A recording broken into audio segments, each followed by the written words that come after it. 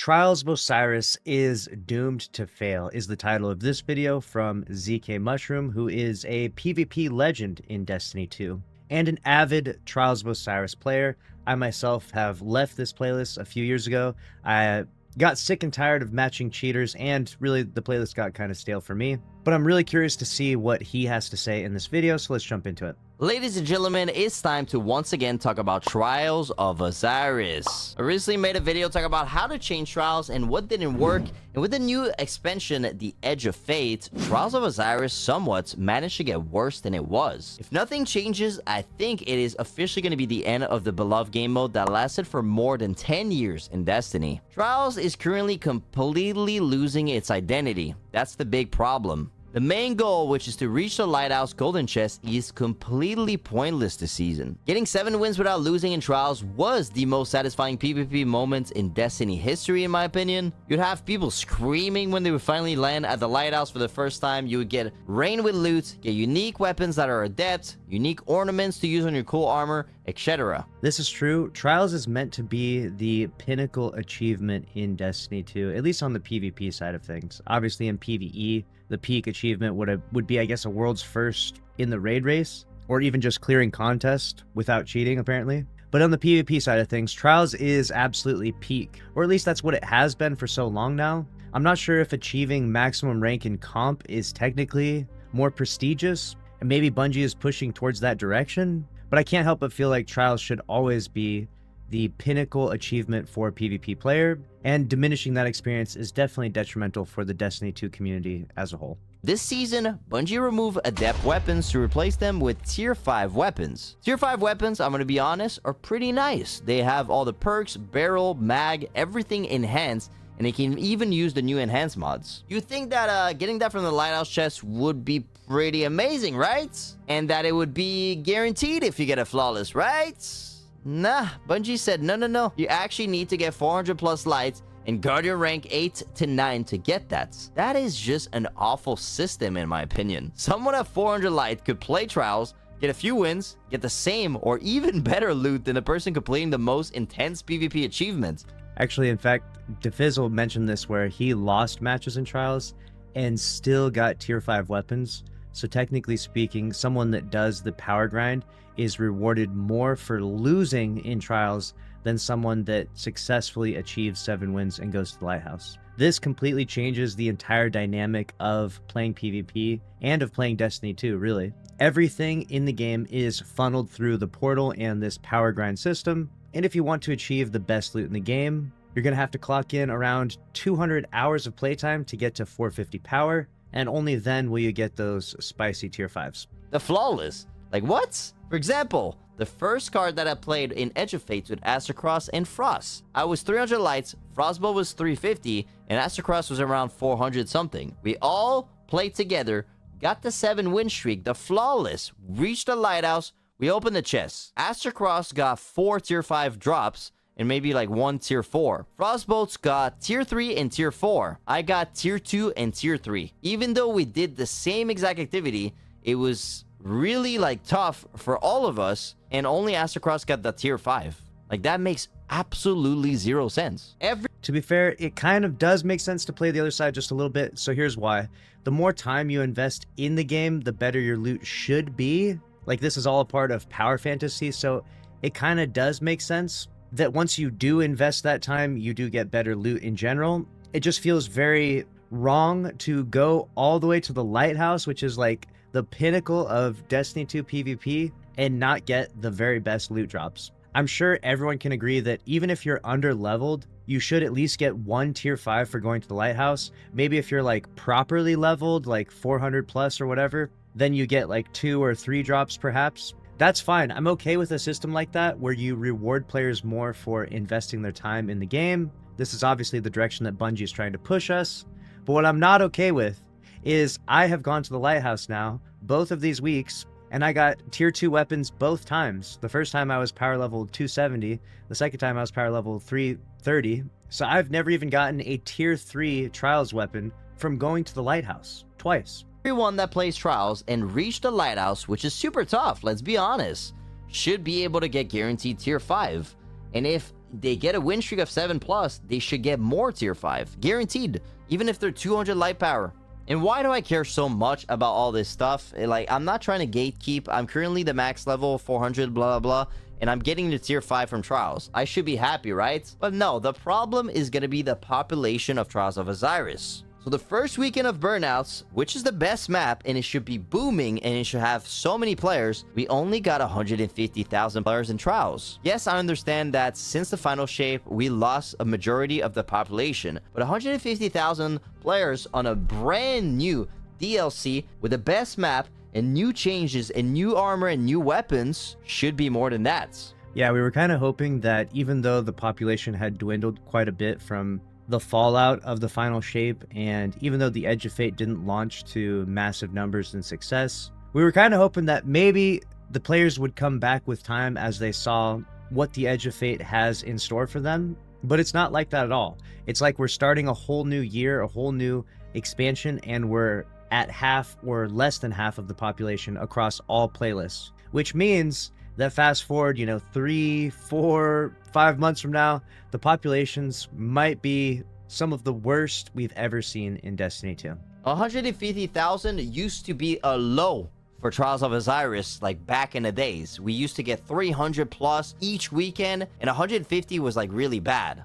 That's true. It used to be a very consistent 300,000, especially around the final shape, those like first few months. But it should also be said, and I've mentioned this a bunch of times, which is that Trials of the 9 launched with Destiny 2 and it had 1 million players in its first weekend and its second weekend. But by the end of Destiny 2 Year 1, it actually only had 50,000 players. It may have gone lower than that from time to time, but that's ridiculously low. Anything where Trials of Osiris has less than 100,000 players for a full weekend is basically a borderline dead playlist, because those 100,000 players are spread throughout multiple days and multiple platforms, and they're in multiple playlists. Meaning that if Trials cannot retain at least 100,000 every single weekend, you're going to constantly match the same people over and over and over again because there's no one in your region, and you'll continuously match these cheaters over and over again because they're some of the only people in the playlist. So launching Edge of Fate with 150k is a rough start for sure. And I'm not trying to gatekeep. Bungie recently made the Lighthouse chest more accessible to people, which is good because we needed more people in Trials. But now those people that are getting the Lighthouse chests, they don't get anything good, so they're probably just going to stop playing. And right now in Trials, we have 2 passages. The passage on the left side is a practice trial. So what that means is it's taking your skill-based matchmaking to match you against players with similar skills. So if you're not the greatest at Trials, you can play that card and play against people that are not the greatest also. And those people that take the left side passage should not match the people with the right side passage. It's really rare. And the right side passage allows you to reach the Lighthouse. So if you get 7 wins or 7 win streak, you can go to the Lighthouse and get the loot. So you know what people are doing right now? They are just taking the left side passage and playing the skill-based matchmaking and just getting easier games. And guess what? They win games, they get the tier 5, they get the same exact loot that the people from the right side are getting. No way, I did not realize that was how that worked. That is so crazy. That is insane. You could play the easier passage and just get tier 5 drops. Oh man, I know what I'm doing this weekend in Trials. That's really not healthy, and the population is already split in half with those 2 cards. But guess what? Bungie is not done. They have more pulls. So you got left side passage, you got right side passage, you got solo queue, you got duo queue, you got trio. And after you got NA, EU, Asia, all the different countries, you got console, you got PC. And that's not all. So when you get 7 win streaks, which is flawless, you are placed in now the flawless pool. What that flawless pool is pretty much skill-based matchmaking against people that also got flawless. So you constantly match the same players or the same cheaters. And for the 7 win streaks, you are supposed to get more loot if you continue with that same card because you achieved the 7 win streak. But right now this season, it feels like the loot is exactly the same when I start my card than when I'm like 7 win streak and I'm continuing the card. It doesn't make any sense. And maybe it's bug, I have no idea. So yeah, Trials is just a big mess right now, and none of the guns are also really worth grinding for. Some of them are good. The Forgiveness is good. The Aegis Care is good. But the spread hand cannons are definitely not a fan favorites. They're pretty hard to use. So yeah, we need another Igneous Hammer or something really crazy for people to get involved with Trials. And let's be honest, what's the point of playing Trials when you could just run solo ops every 4 or 5 minutes get the most insane tier 5, and it's efficient, it's fast, and it's also not as hard as getting flawless in trials and dealing with all the crucible bullshit. So yeah, I really hope that things will change. I know the system is new. I'm not blaming Bungie for this. They're trying new stuff, and I think Edge of Fate is a step in the right direction. We have more grind, more stuff to do in the game, but I think really Pinnacle activities like raids, dungeons, trials, GMs, you should get rewarded for like your efforts. And like, it's always been a problem in Destiny. You don't get the loot that you deserve, pretty much. And lastly, we just got away from an ability spam meta with Witch Queen, Beyond Lights, the Final Shape. Like, there was a lot of abilities, and we finally got away from them. And now with this new season, Bungie changed the build crafting. People are getting more grenades, they're getting more throwing knife, more smoke, more everything, because they now can build into it. And I think it's going to become a problem in trials. I'm already seeing like way too many abilities, and I'm just ranting a little bit about it. I would love when it's gunplay, but I also like abilities, but just don't want to see too much abilities. I'm done talking. Thank you so much for watching this video. I know it's more of a rant than like an informational video, but I hope you guys enjoy. Take care. Alright, so that was Trials of Osiris is Doomed to Fail from ZkMushroom. And while he did say it's a little bit more of a rant from him, I think he did have some valid points in there. And the overall frustrations and pain points that Destiny 2 players and streamers feel definitely need to be expressed. So that way Bungie can kind of navigate how to adjust these systems and these changes that they've made with the Edge of Fate. Obviously, when implementing all these new systems, all these changes, some things are just outright broken, like he was talking about the loot drops when he's on a 7-win card. Other things just don't even make any sense, like how you can play on the practice card and get tier 5 drops. That's just nonsensical. So far, at the time I'm recording this video, Bungie actually hasn't addressed this at all, so this could very well be the intended route that Bungie wants to take for this playlist. Trials has been this like pinnacle peak playlist, but with the most recent cards that they introduced in the game, they basically made it a lot easier for people to go to the Lighthouse, which is a good thing overall. But now it looks like they might even be taking another step or even 2 steps closer towards making it an even more casual, friendly experience, which I don't necessarily hate because I don't want to gatekeep the Lighthouse or Trials from players in Destiny 2, but there still should stand some aspirational content, things that are very difficult to achieve in the game, even on the PvP side of things. I know it can be frustrating for players hearing that at times. You're like, hey, listen, I'm just trying to play this game for some enjoyment. I don't really care to sweat it out in any PvP playlist. And if that's how you feel, that's perfectly fine. But it is a part of the power fantasy of Destiny 2 that the more you play the game, the more powerful you get. And it even applies to the PvP side of things. The more you play PvP, the better you should get, the better weapons you get,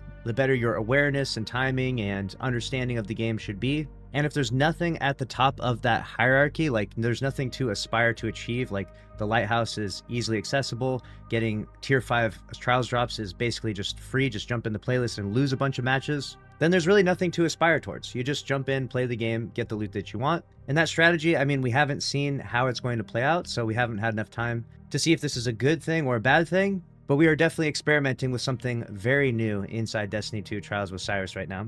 We will be closely monitoring the population and Bungie's feedback in regards to this. But let me know what you think about it down in the comment section below. Make sure to subscribe if you enjoyed. If you enjoyed this video, then click on the screen here to watch another one from this channel. And don't forget that we're doing a monthly emblem giveaway for anyone that is subscribed with notifications on, likes, and comments on the video. We'll be scrolling through all the comments, picking random winners. So best of luck to you out there, and we appreciate you watching. See you in the next one.